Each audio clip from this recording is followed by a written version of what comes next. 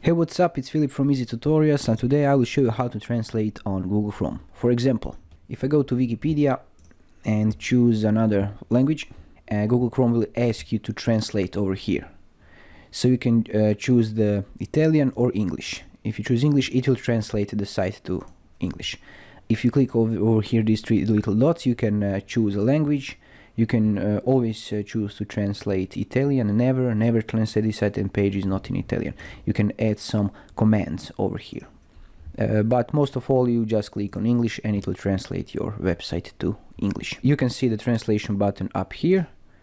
Just click it, and if you don't see it, hit F5 on your keyboard to refresh it and it will be there. If it's not there, go to three little dots again, go to settings, click languages, and under this language you can see offer to translate pages that aren't in a language you read. So you enable this. For example, you add languages over here and it will be translated back to English, for example. And this is it. This is how you translate web pages in Chrome.